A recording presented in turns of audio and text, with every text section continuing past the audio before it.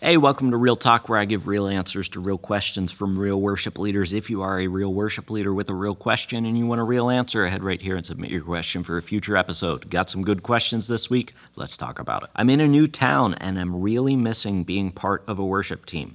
I've got a meeting set up with the music pastor at my church. I have 40 years of experience in many aspects of leading and facilitating worship, in addition to a seminary music degree. I was part of the beginning of worship music even being a thing in my church, so I've seen a lot, learned a lot, and grown a lot over the years. So yeah, my meeting with the music pastor. I want to convey that I'm completely comfortable and competent to just step in and blend into what he's doing without coming across as overconfident or threatening to how he does things. I know this is all about worship, leading, facilitating, and not my skills/experience. However, I do have some fairly strong opinions about how things should work during worship services. I know I need to earn trust and respect before I can even begin to offer a small suggestion. So, how do I keep myself from oversharing? Thank you so much. I feel like I say this a lot on Real Talk, but it's like, I've kind of gone through this experience too, because I led worship for 8 years in a church. I'd been leading before that, so I had a lot of experience. And then I stepped out of my full-time worship leading position at that church, and in the meantime, I joined a new church and started going there. And after, I don't know how long it was, 6-7 months, something like that, after I felt like, okay, this is the church that I want to be at. I've established myself in this church. I was serving in other areas in that church before I jumped into wanting to serve on the worship team. And then I saw that they were looking for worship team members, and so I applied to be on the worship team. And I had a meeting with the worship pastor at that church, and I had the same thoughts that you had, because I had been leading worship not for 40 years, that's a long time, but for probably 15 years at that point, and not just that, but leading worship teams. And so I had the same thoughts, and I came into that meeting and I talked with the worship pastor, and it was a very good conversation. One of the things that they were concerned about was, hey, I know that you led a worship ministry for 10 plus years, and so I just want to make sure that you're not going to come in and try to overthrow the worship ministry. And I know that that seems a little bit brash, maybe it didn't come off that way as we were talking about. It was just a moment of clarity. And I think that that's what I learned from the whole process, was like, the more clear that we can be in our expectations, the better. And so I would come into that meeting seeking as much clarity as possible and giving as much clarity as possible. Because, and I don't think you mean to come across this way in your question, but I do kind of get the sense that it's like, I know the best way to lead worship, and I have very strong opinions on how things should be done. And so I'm going to get on the team, and then eventually I'm going to be able to give my thoughts and shape how the worship service is done in this new church. And if I were you, I'd just try to get rid of that thought in my mind. Just not that you can never make a change in this new church that you're in, but realize it's probably not I've been here for a year, so I'm going to start to try to influence the worship culture in my new church. It's probably like I've been here for 3 years and people trust me now. So I don't even think you need to be thinking that way yet. So just get that out of your mind. I get where you're coming from, and I'd probably have sort of the same thoughts in my mind. But if I was entering into the conversation with the worship team leader at my church, I wouldn't even want to be thinking about that if I was sincerely being like, I just want to come in and serve the church. And once again, that's not to say that you can't have different ideas on how worship should be done in your church, but realize, this is something that I have to tell myself, realize that every church is a different context. And yes, there are biblical principles that we need to uphold and make sure that the biblical criteria of worship, whatever that means, whatever your thought process for that means, make sure that we're upholding that as the universal church, but within the universal church, there are different contexts. People lead in different ways, not just because they have theological differences, but because they are leading different people. And so my point in telling you that is, especially if you led worship for an extended period of time in another church, realize that this new church is not your old church. And the things that worked amazing in your last church, and you were like, this is now the way to do worship, to lead worship, those things may not work in your new church. So you've been coming to this new church for 6 months, a year. I don't know how long it's been, but it probably hasn't been, several years yet. Just realize you probably don't know fully that church, especially if you've just been coming on Sundays and you aren't super plugged in yet. Once again, I don't know where you are in that, but there are intricacies in the church that cause people to lead worship in different ways. Once again, not compromising biblical truth and the things that we've been called to, but just areas of preference, and things might not be your preference, but they are done in that church because that's what works in that church. So imagine if you were serving in your last church, leading the worship team with however many years of experience of leading that church, and somebody new came in and said, hey, I led worship at my previous church for 30 years, and this is what we figured out works the best. I'd be like, okay, well, this isn't your previous church. So sit here and pay attention for a little bit and get to know the people of this church before you start telling us how to lead them. I'm just being blunt with you because I want you to rein this in. And I can tell that you're coming at this from a good position, which is why I'm talking to you this way. I'm not rebuking you for having these thoughts. I'm just warning you of potential pitfalls of coming into a worship ministry that you're not in charge of when you have 40 plus years of experience.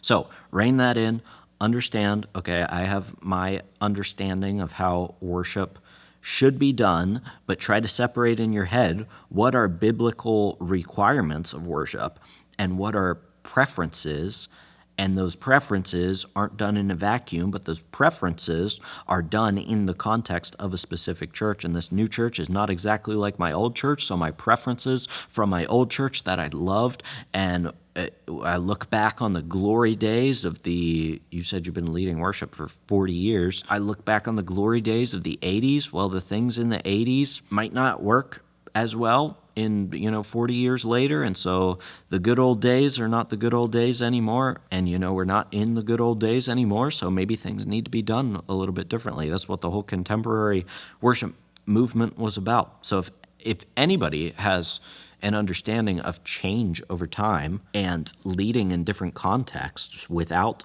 compromising biblical truth, it should be you, because you went through it. So I guess ultimately my advice is go in there and honestly mean this, but tell them, listen, I understand I have 40 plus years of worship leading and worship team leading experience, and I have thoughts on, how I like to lead worship, but ultimately I'm here to serve under your leadership because God has placed you in the position of worship team leader in this church right now. So I will follow your direction.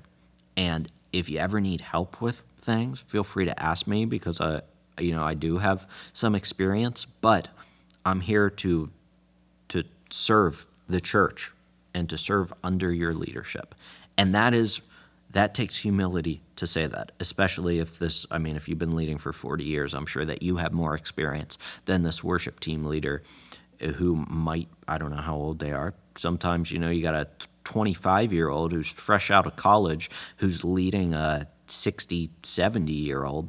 That's a tough relationship to be in for both sides when the younger person is the leader and the older person has to follow. So be mindful of that relationship. But at the end of the day, think how you would feel if you were running a worship ministry and somebody came in and said, this isn't how you do things. I have a better way to do things because this is how we used to do it at my last church. What do you think of musicians doing gigs outside the church in the secular world and still serving in the worship team? I've seen worship leaders singing and dancing and partying at weddings in their Instagram, and the next morning they're leading worship in church. What do you think of musicians on worship teams serving as doctors at the hospital in your city? What do you think of worship team members serving as teachers? What do you think of worship leaders serving as car salesmen? These are all secular jobs. It's like when it comes to music, it's like any other gift you have apart from a musical gift that you use in the church, you're allowed to use somewhere else for your job. But when it comes to music, you better make sure that your music is only worship music. It must be contemporary Christian or a hymn. And if it's not that, then you can't sing it because all of the other music is of the devil or something. Before I get into the specifics of your question, I just want you to see like where that line of thought leads. Can people in the church have secular jobs that do not inherently have a spiritual function in the world? Obviously, the answer is yes. That's true for businessmen and women in your church. That's true for teachers in your church. That's true for salesmen. That's true for doctors. None of those jobs are inherently spiritual. They're not accomplishing a spiritual task. So if we follow that line of reasoning, that musicians cannot serve in secular gigs, then I don't know, it seems like we'd have to apply that logic to other positions as well. Now, here's the caveat, and I think that this is actually what you're getting at, and I just want to point out the extreme that sometimes this question leads to. I'm not sure if it's leading that way to you or not.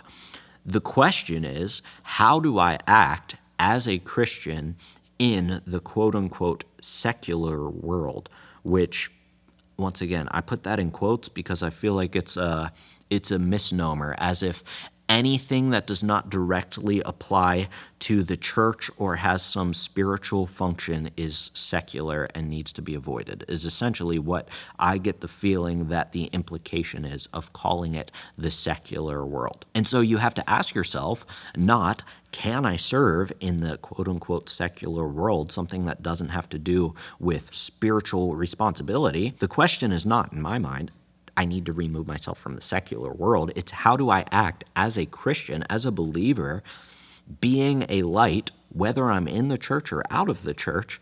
How do I act as a Christian?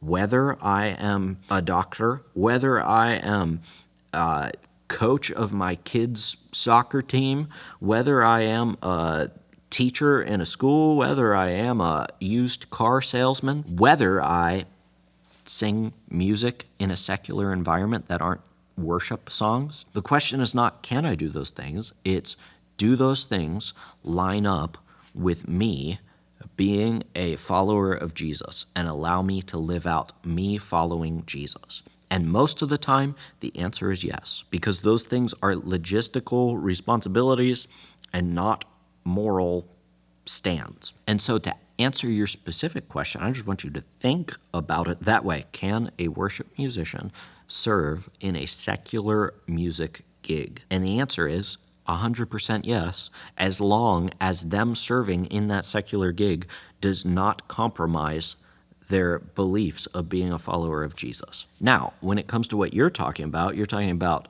basically, I get the sense that you've seen like these wedding singers. I've seen worship leaders singing and dancing and partying at weddings in their Instagram. So essentially, let's talk about those three things. Is there anything wrong with singing? Not inherently. Is there anything wrong with dancing? David danced before the Lord. Not inherently. Is there anything wrong with partying? It depends what that word means, but not inherently. We're allowed to celebrate. We see celebration frequently in the Bible. When Jesus comes back, there's going to be the wedding feast that we party in. Now, I want to use the term party very loosely because you might be saying, I've seen worship leaders singing crude songs at weddings. I've seen worship leaders dancing provocatively at weddings. I've seen worship leaders partying, like drunk out of their mind, blackout drunk at weddings on their Instagram. And then the next morning, they're leading worship in church. So I tell you those things because I want you to seriously consider this question. Is singing bad? No. Is dancing bad? No. Is being at a party and celebrating bad? Is even drinking a little bit of alcohol bad? Does the Bible forbid that?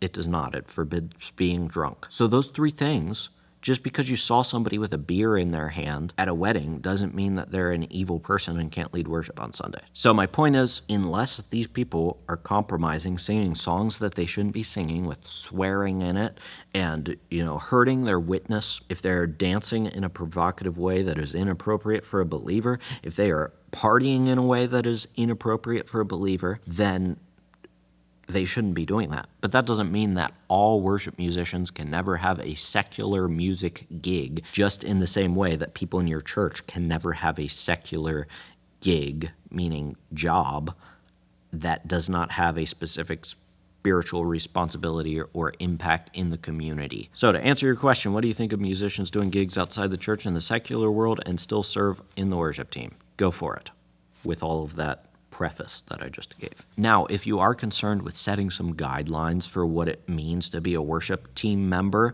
and you want to make sure that you set the outline of, hey, these are acceptable things that we're going to stick to as worship team members, then I can help you out with that, because down in the description below, I've linked my worship team toolkit. In that, you will find the worship ministry overview that I hand out to my teams and the code of conduct in that worship ministry overview. And in that code of conduct, I help you think through, okay, if somebody's going to be a leader in the church, then they do have a higher moral responsibility because they are more visible in the church. We want them to uphold these certain things as they serve on our team so that they do not hinder their witness on Sunday. If you need help thinking through that, check out the worship team toolkit down below, and you'll find all of that information and those documents there. You can copy and paste them, plug and play them right into your own worship ministry. Other than that, thanks so much for joining me. Until I see you in the next video, keep leading worship well.